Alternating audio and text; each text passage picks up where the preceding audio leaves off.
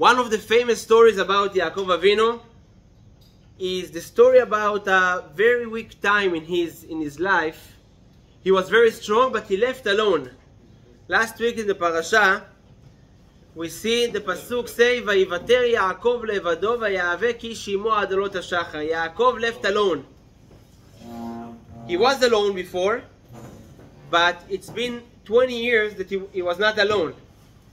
And then at that moment, he was alone. Yaakov Avinu worked for 20 years. We spoke a little bit about this last week. He worked for 20 years by Lavan. He got a great fortune in there, his wives, children, and he's getting back to Eretz Israel, heading towards Esav to meet his brother. After a long time they meet. And then the Torah just paused and said that Yaakov was alone. Vayivater Yaakov levado. He was left alone. For whatever reason, the Mefarshim explained that he wanted to go back the river. He crossed the river with his family. He went back to bring something and stayed alone. And then, Vayave ki shemo, there was a wrestling. Not in the ring. There was someone that wrestled with Yaakov the entire night. Who was he? Malach of Esav. Every nation, there is an angel, a minister angel that is in charge spiritually on that nation. And also Esav had one. This Malach of Esav is the Satan himself, the Samech Mem, and he came to fight with Yaakov. Not only a physical fight. Don't need to wrestle with him and fight and win any battle. The fight was mostly a spiritual fight. Who gonna rule this world? Yaakov or Esav, physically or spiritually? And Yaakov won. He got harmed, he got injured from this fight, but he won. And in the morning, the Malach, after a long time, after a long fight, Malach told him, "Shalecheni ki ala hashachar." That's it. Let me go. I need to go back to Shamayim, because every Malach, every angel, need to sing to Hashem every morning. As we say every time in Kedusha, we say Nakdishach v'na'aritzach. We will praise you, Hashem, and sanctify you, as those Malachim say, Kenoach siach of the Kodesh, because the Malachim every morning say Kadosh, Kadosh, Kadosh. So the Malachim praise Hashem, and this Malach was needed to go back to Shamayim, and Yaakov refused to let go. He held him, and he said, "Lo ashalechacha ki im berachtani." I will not let you go until what's going to happen? Until you will bless me. What will you say, Israel? If you wrestle with someone, you fight with someone, Israel, and then you win, he want to go, and then you say, "Oh, before you go, bless me, and then I let you go." That's what you're going to say to someone you fought with the whole night? Probably not. But Yaakov do. Yaakov asked him for a blessing, and the Malach of Esav, instead of blessing him in the right way you used for a bracha, what we use for a bracha? מי שברך אבותינו, אברהם, יצחק ויעקב, הוא יברך את וכו' וכו', ניתן ברכה, and that's it, and go. שהוא מתנדב, something, and that's it. But instead, what the Malach say? What is your name? Yaakov? From now on, your name is not Yaakov, it's Israel. Hasta la vista. I'm going. That's it. That was the whole bracha. So we need to understand why Yaakov even need a bracha from Esav, from the Satan himself. And the other thing, it's not even a bracha, it's just changing the name. There is a big thing behind the scene in there. The Malach basically came to fight with Yaakov over the brachot that Yaakov took 34 years ago. Yaakov took the brachot instead of Esav, the blessings from Yitzchak, their father, and Esav hated Yaakov the whole time because of this. And he promised and said, "Ikrevu yemei evel avi, when my father will die, I will kill my brother Yaakov." That's what Esav said. And he held the grudge for 34 years. And now before they actually meet, the Malach of Esav want to take the position over the brachot. And when Yaakov win, he say, "I want you to bless me. Not to bless me, give me a bracha for wealth, for health, for zivug. I don't need it, especially not from you." He needed a bracha, meaning an approval that you now agree, sign it, that you agree that I got the brachot and not you. That's what he wanted from him. And that's what he did. The Malach asked him, "What is your name?" Yaakov. From now on, your name is not Yaakov, it's going to be Israel. What's the name Yaakov represent? We know it in the Torah. The Torah tells us why his name is Yaakov. Akev, right? The heel. Because in the story of the birth of Yaakov and Esav, Rivka was pregnant with twins, and when she gave birth, the first one was Admoni, was red, and they called him Esav. The next one held the heel of Esav, וידו אוחזת בעקב עשיו, ויקרא שמו Yaakov, and they called him Yaakov. Yaakov comes from the word akev, which is heel. And later on in their life, when Yaakov take the brachot, got the blessings from his father, then Esav come and is crying and say, Hachi kara shemo Yaakov. That's why his name was Yaakov. Why? Because he delayed me. Vayakveni ze pa'amayim. So Esav interpreted the name Yaakov to le'akev, to delay. And we know his name is Yaakov from heel, but both of them is something low. Le'akev is someone that is calm, very low, very like pushed to the bottom, and akev, of course, the heel is the lowest part of the body. That's how Yaakov lived for a very long time of his life. And now, after all of that, he is heading back towards his homeland, to Eretz Israel. He's meeting the Malach of Esav, and the Malach tells him, from now on, you're not Yaakov. Who you are? Israel. Israel is the complete opposite of Yaakov. Israel, if we divide the name Israel to two, is Yashar El. Yashar is straight, El to Hashem. And also the words Li Rosh, you are my head. If a Yaakov is Akev, is the heel, the lowest part of the body, so Li Rosh Israel is the head, is the higher part of the body. So until now you lived your life saying, I'm Yaakov, I'm that low, I'm a nobody. But from now on you are Israel. That's the story with Yaakov, and we also know that later on in his life, his name was like a rotation between Yaakov and Israel. Hashem sometimes called him Yaakov, sometimes called him Israel, but we know us how we called Bnei Israel, not Bnei Yaakov. We are Am Israel, we are going to Eretz Israel, we're going to live in Eretz Israel, the Geulah in Eretz Israel, everything is Israel, not Yaakov anymore. Meaning the story affecting us. It's not just a story we have in the Torah, very good, Malach, fighting, nice story to tell the kids. It's something that affects us, each and every one of us. Each and every person from Am Israel, he's identified as Israel and not as Yaakov.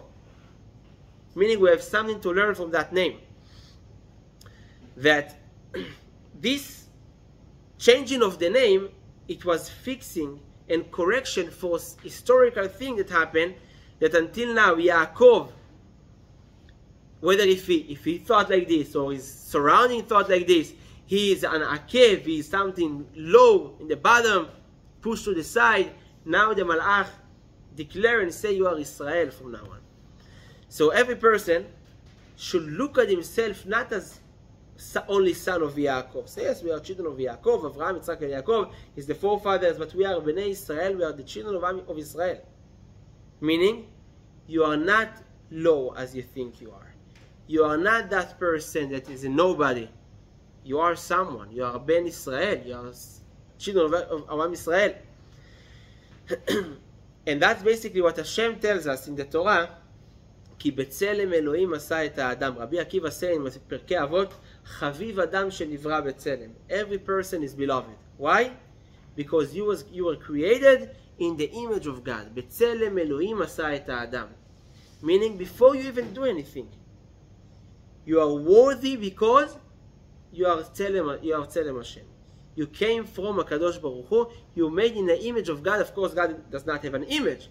But the image of God, meaning the personality, in the attributes we have, we can imitate the work of Hashem, and the way Hashem is in this world. Regarding that, how come in the morning when we say B'kot HaShacham, women say but you say and they say Kilchono. Why they say Kilchono like him and we say like Isha? So it's a whole different topic, but just briefly. Shelo asani isha, we thank Hashem that we are not a woman, not because it's not good to be a woman, just because we want to have more mitzvot. A man is obligated in much more mitzvot than a woman, because every time-bound mitzvah, a woman is exempt from them. For example, tefillin, tzitzit, shofar, lulav, sukkah, and so on. Every mitzvah is time-bound. Only mitzvot is continuously, then women and men obligated the same. There is some exceptions like Hanukkah, like Pesach, that because they were part of the miracle, but generally every time-bound mitzvah women is exempt. So we thank Hashem that we are not a woman, we are able to serve Him more. What the woman say? Baruch she'asani kirtzono, Hashem, you made me in your wish, according to your will. Because when Hashem created the man, He consulted with the angels. He said, Na'aseh Adam betzalmenu kedmutenu, let's create man. So it was not only, so to speak, not only His will, but also consulting with others. By making a woman, He didn't consult with anyone. He said, Lo tov ve'adam levado, it's not good for men to be alone, I should create for him a wife, a helpmate opposite him, ezer kenegdo, and He created a woman. That's why the Isha, the woman say, Baruch she'asani kirtzono, you made me according to your will. No one else consulted with you, no one else. You didn't consult with anyone, you just did because you know that's what is right to do. With men, there was a different thing. So each person need to thank for something that is related to them. So we thank Hashem that we have more mitzvot, and they thank Hashem because of what is relevant for them. That's why no one is like feel miserable because of something. Oh, I hope to be a man, or I wish to be a woman. No. Thank you, Hashem, because what you created me, I need to thank you for this, because that's the best for me. That's the best way for me to serve you. Anyway, let's go to what we say, that in our generation we feel it more. So all of this story, it was a nice story, but in our generation we feel this need more, I think, than any other generation. We are in a generation that we have everything, all technology and everything, abundance and from every aspect. But with all of this, we are a generation with the lowest self-esteem ever, I think. In the history of the world. I don't think there was ever a generation like ours, and the next generation, the younger generation, even more. People cannot really feel good with themselves just with being with themselves. They need approvals from society. They need, what he will say, what she will say, what they will say about me, about what I say, about what I did. Right? I said something good. How I saying? I saying good? Need approvals all the time from everyone. The Torah comes to tell us in here, you are not Yaakov. You are not this nobody. You are not this Akev and heel, something that is step upon. No. You are Israel. Li Rosh. You are the head. And feeling a head or feeling the heel, it's all here. It can be someone with really nothing, and he feels he is everything. And it can be someone that has everything, monetary thing and spiritual and everything you wanna imagine, and he feels like he's a nobody. And we know, some people we know personally, sometimes it's ourselves we feel like this, and sometimes it's people that we know from the world. But this is our generation. We live in a generation, and especially the kids. So we, Baruch Hashem, we got older with thinking. We can, sometimes we still carry those things. But especially with kids, someone can say one bad thing, and this guy is ruined completely. And also for ourselves. Don't just speak about others. Think about yourself. Yeah, I'm an older person, you know, I'm respected, I have this, I have that. And then someone will say bad things about you. What would you think? What did you feel? Feel dead from the inside. Oh, I'm really like this. Oh, it's only one person. No, but it's when someone feels from the inside, I am somebody, and I don't need to prove anyone that I'm good. Because I know I'm good. So I don't care about what people will say. The Malach came to Yaakov right when Yaakov became Am Israel. Because Yaakov had at that point 11 sons. He was about to get his 12th one.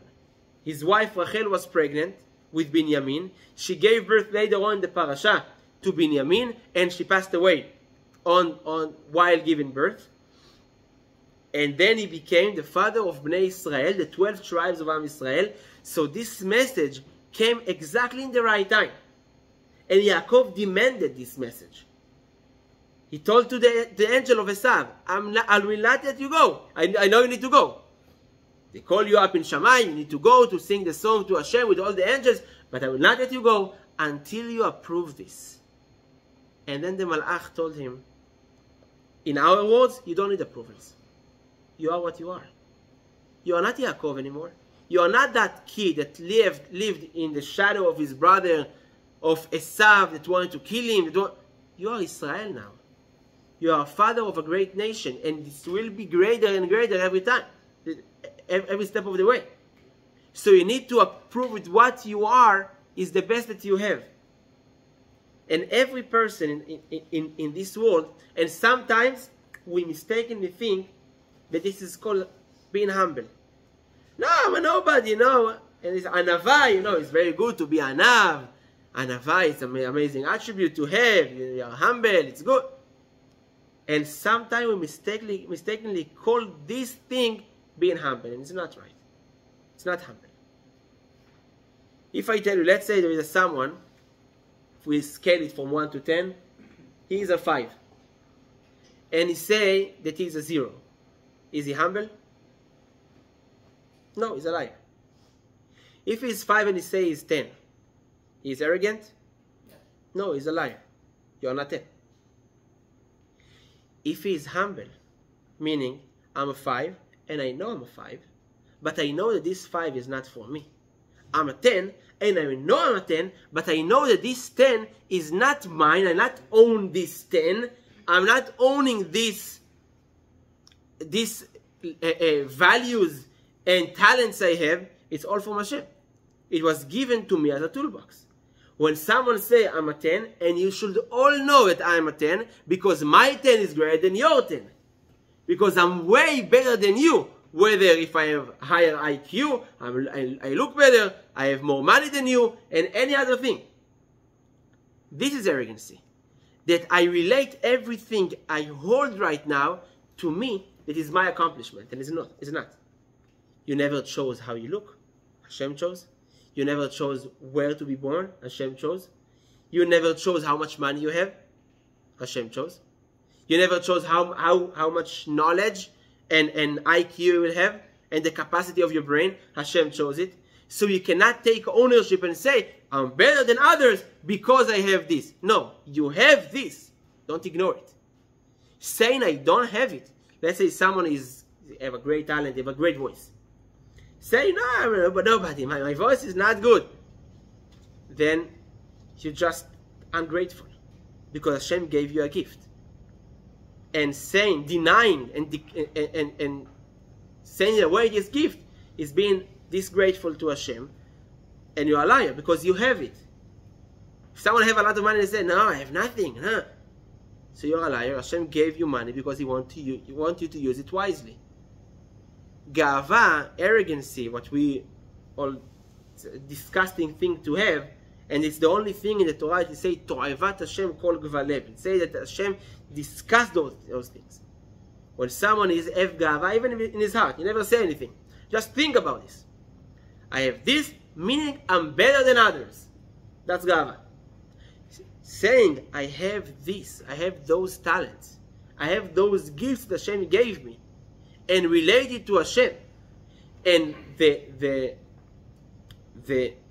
result will lead you to be a better person and to use it to make the world a better place. That's called anava, because you know what you have, you are aware of what you have, and you're using it the right way. But not knowing and not admitting, not acknowledge what I have, all the gifts I have, that's what we call today low self-esteem. Because we all have something. We all have gifts, sometimes gifts that nobody else has. Baal Shem Tov said the day that you was born is the day Hashem decided that the world cannot exist without you. That's much so. That's why we make a whole thing about a birthday, when it's a Hebrew birthday. We make a whole thing, hey, I'm celebrating. Celebrating what? You are a year closer to your death. What do you mean celebrating your birthday? Celebrating because today, X amount of years ago, Hashem decided I'm needed in this world, and that's why I'm here. Until then, I wasn't there, I wasn't here, and now I'm here. Meaning, Hashem is needing me. And Hashem leave me in here and let me celebrate another birthday, because Hashem still needs me and the talents and the gifts He gave me in this world. That's what a person should tell himself every morning. I woke up. Hashem brought me back to another day. Thank you, Hashem. Modeh ani lefanecha. But then ask himself, why? Thank you, Hashem, for bringing my soul back another day to this world. Why? Why me? There's so many others than that. Meaning, I still have something to give to this world. What is it? And then you need to be aware to yourself. And I think one of the greatest illnesses in this generation that people cannot sit with themselves. Ask you, when in the last week or two you sat for 30 minutes with yourself, no friends, no cell phone, no TV? You remember that 30 minutes? Yes? In the morning. In the morning. Tefillah? Before Nets. Before Nets. Yeah, before Nets. I mean, I wake up at whatever. I wake up in the morning and then? I don't touch my phone till 6 feet off. So, I mean, I'm alone. I don't speak to anyone. No one's awake at that time. But you're doing stuff. Like you... No, what am I doing? I shower and I'm just basically going to Beit Knesset, and I sit in Beit Knesset for 20, 30 minutes waiting for... 15 minutes waiting for Nets. Amazing. Amazing. There is so many people, I think that's majority of the world. Exactly. They cannot be with themselves. The thing that they're afraid of the most is themselves, not other people. Someone come back from work, right? What he's doing right away? You eat something, you turn off on the TV, you open your phone, you call friends, you want to do something. What about just, 8 hours you walked, put your phone in the side, just relax. Think, speak with yourself. You're not going to be crazy, don't worry. Speak with yourself, speak with Hashem. Think, sing. Do something that is not a distraction from the outside. People cannot do it. Why? Because we're afraid to confront with ourselves. And then when it happens, what people want to do? To run to drugs or to run to alcohol. To do something to take me away of myself, because the myself, the higher myself, is more easier to deal with. Like, I'm better off when I'm high. I'm better off. Why? Because you don't want to deal with yourself, your sober self, which is your real self, so you run to those things. And the main problem is that we don't really know ourselves. And that's why we get to low self-esteem. And that's why when anybody, it can be just a homeless guy in the street, yells at us and says something wrong, we get offended right away. Oh, why you said, if someone said I'm ugly. Who is this person? I'm an ugly person, say I'm ugly. Who cares? Let's say you're sitting somewhere and someone came to you with a bouquet of flowers and give it to you. You take it, you can choose whether to take it or not. If you take it, now it's in your possession. If you choose not to take it, it's still by him. If you have a garbage bag and he came to you and say, take it. You can choose whether you want to take it or not. If you take it, you're holding a garbage bag, stinky garbage bag, and if not, he's still holding it. Same thing about bad words. When someone come to you and curse you and yells at you, you can choose whether you take it or not. If you took it to yourself, so now you have this weight on you that someone cursed me, or someone yells at me, or someone criticized me, and then you carry it in your day. But you can just choose not to take it. And who hold it? That guy. This person continued holding his garbage bag. Garbage words, but garbage. He can choose, I can choose whether to accept it or not. But since we are empty from ourselves, so we want to accept from the others, approvals, what they will say. Who is considered important today? Especially today, there was a new profession that was never ever in the history. Influencer. Who is influencer? Someone that has more followers than me. That's influencer. Not necessarily have more knowledge or she have more talent than any other person of us. But she's influencer. And why? Because she have 1.5 million followers. Or every post there is like at least 100k likes and shares and comments. So they are important.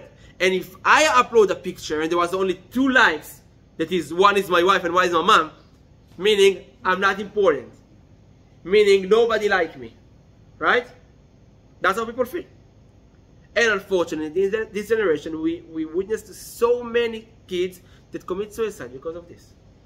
Only because of other people, classmates, people around them, say that they are not worthy, and they was never taught, whether from their parents, from their teacher, that they are worthy, regardless of what people will say. That's why the Malach came to Yaakov and said, you are Israel, regardless. Don't care what others will say. People will say bad things, and especially to us, Am Israel. We experienced the most amount of hatred in the last 4,000 years. There was not even a single nation in this world that was chased after and criticized and whatever you want to call it, there was bloodshed and anything. The Jews. The Jews was the most hated nation on the planet, and where they are gone. Where we are, we're here. Without this power the Torah gave us to know that you are Israel and you was born in Tzelem Elohim, regardless of what others will tell you, and you hold the emet because you have the Torah, as Hashem say, Ki lekach notati lachem torati al ta'azavu, do not abandon, do not leave my Torah, then we will be gone. Physically, because people killed us, and also emotionally and spiritually, because so many people, we see only next week, it's going to be Hanukkah, that the Evanim wanted to tell us that you are nobody, our gods and our wisdom and our beauty is much greater than yours, so be like us. And so many Jews became mityavnim, until the Maccabim came and say, Mila Hashem Elai. We are with Hashem. We have the power of Hashem in our side. Regardless of how strong we are, how beautiful we are, how many we are not many.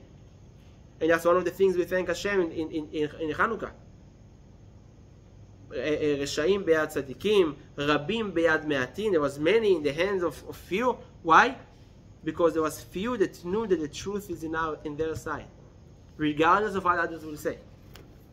So this thing, knowing that I'm somebody and therefore I need to do the right thing, regardless of what others will think, is not just a nice thing to say. And there's a new age today with all the coaches, the coachers, they say these things. That's the first halacha in Shulchan Aruch.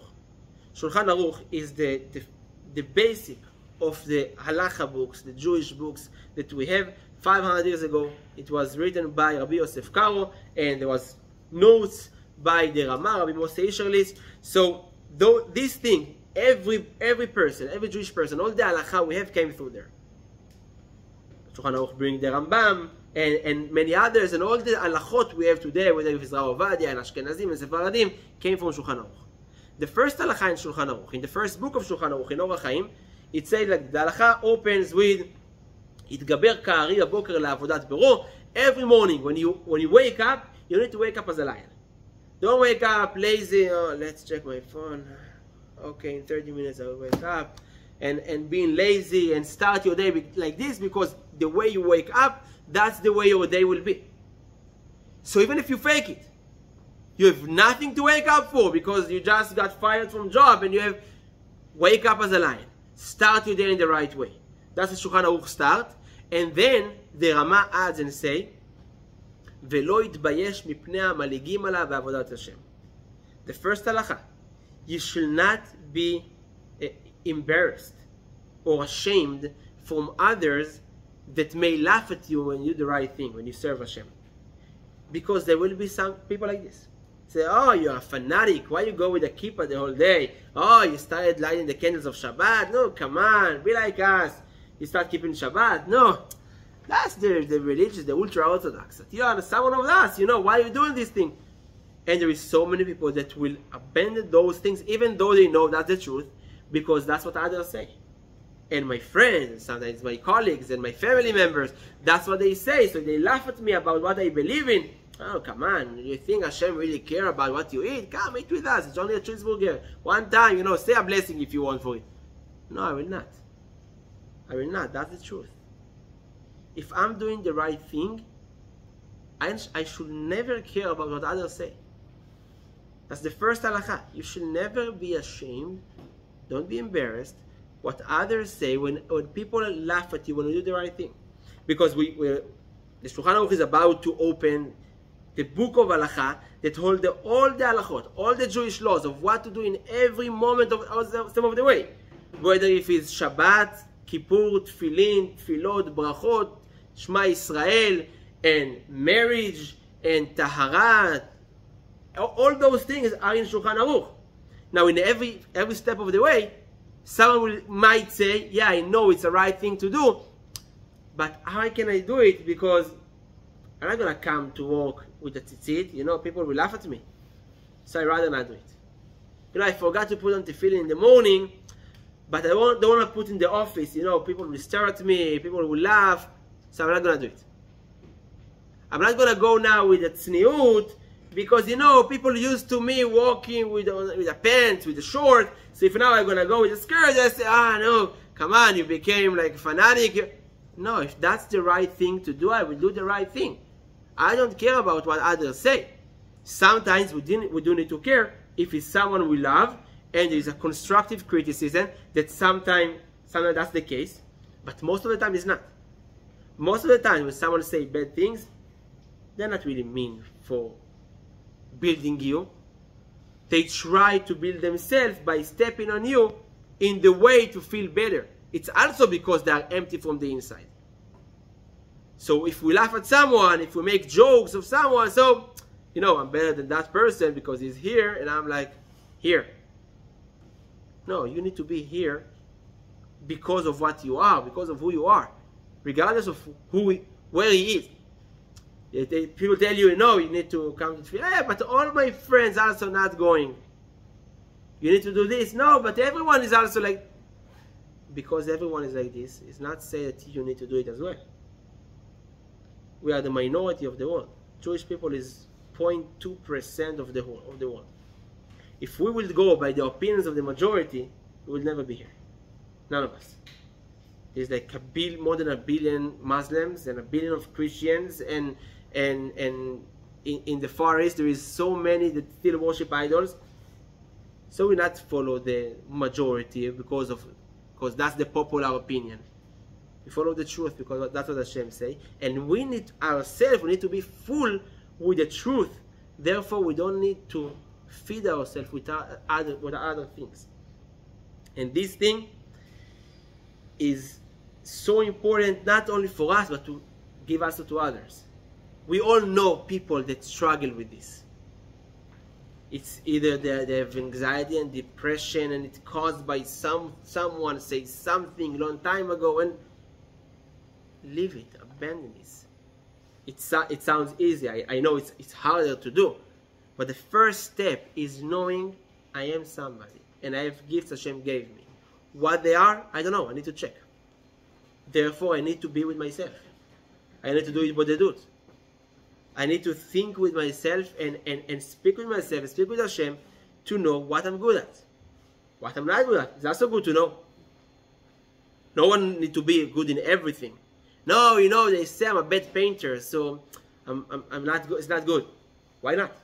You're a bad painter because you're not a painter. This person has this talent and you don't. You are a good thinker, a good speaker. You're good with music, not with other art. Okay, makes sense. You're not good with art at all. You're good with sport. There is something you're good at. Well, but people, when they hear from others, you are not good in this, that's it, they are gone. Why? Because if I'm not good at this, so why bother? Every person has his own thing you need to bring in this world. And when we shine it, Be'ezrat Hashem, we all Hashem will be or are or will be parents to kids, the messages we need to give them is you need to find what you are, what you really are.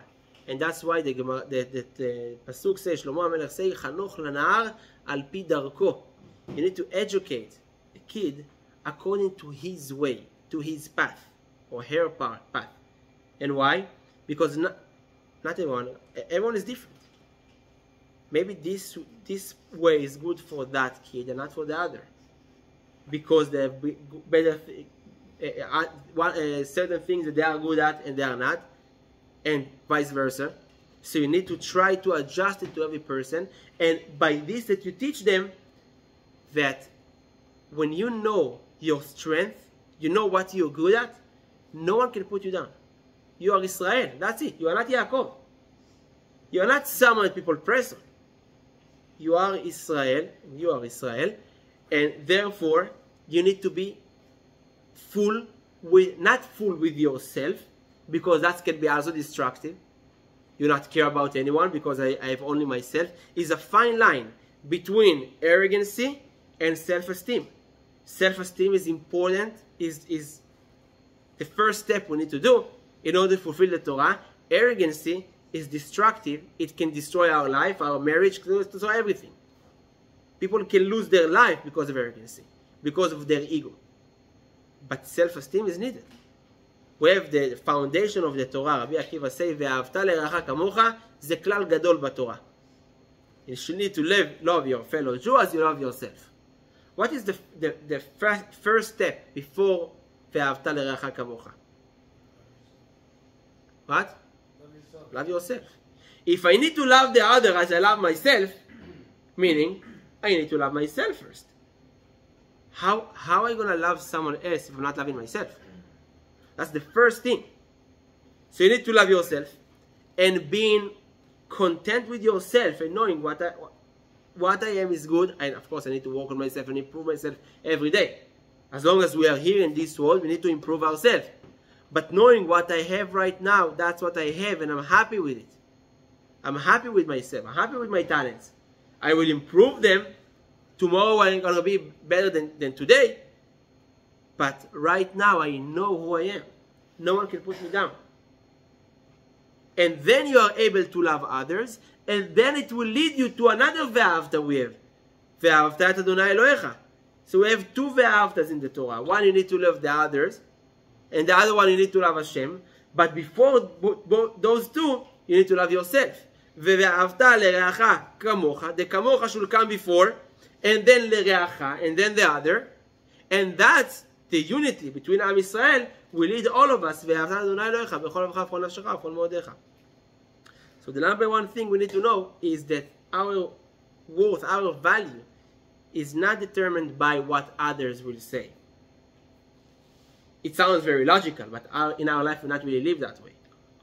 It's not determined by what he say, what she say, what they say about me. I heard someone laugh behind my back about me, so that's it. My day is ruined. No. Who I am is good. I'm happy with who I am. And thank you, Hashem, for who I am. And help me to be a better person. Not for them to approve me. For you to approve me, Hashem.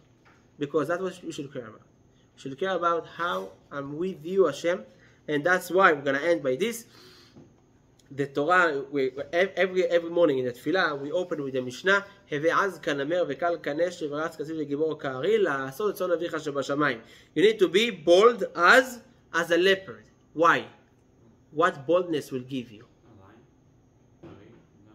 Gibor kari, might as a lion. Az kanamer, as a leopard. What is going to give me? Being bold, being brazen is not a good thing. Because right after we say, Az panim lagehenom. If you are bold and brazen, chas v'shalom, you go to Gehenom, boshet panim legan eden. Az kanamer mean when someone will laugh at you, when someone will say bad things, and that's the explanation of the Mishnah.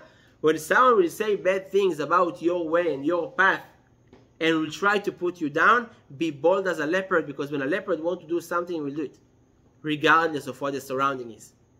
So you need to be bold and brazen to do the right thing. La'asot retzon avicha shebashamayim. Not in everything. Not chas v'shalom to be brazen against your parents or other, chas v'shalom. But when it's to do Hashem's will, Ratzon Avicha Shebashamayim, you should be bold as a leopard. But if generally in the world, in your day-to-day life, you are bold and brazen, then chas v'shalom az panim lagehenam. So this adjustment has to be made, that I'm happy with myself. I thank you, Hashem, for who I am. I'm going to improve myself. And whoever says something to put me down, whether it is in day-to-day life or especially when I'm serving you, Hashem, and they try me not to do it, try to make me not to do it, then you should be az kanamer. And never care about what others say, because they want just to raise themselves on top of you. Be'ezrat Hashem, I hope that we all accept and work on these things, because that's the first thing, especially Be'ezrat Hashem. Some need to get married, bring children. That's what we need to show them. We need to show them that Baruch Hashem, we have the right to be who we are, because that's what Hashem made us. Zaku Baruch, Baruch Adonai Leolam.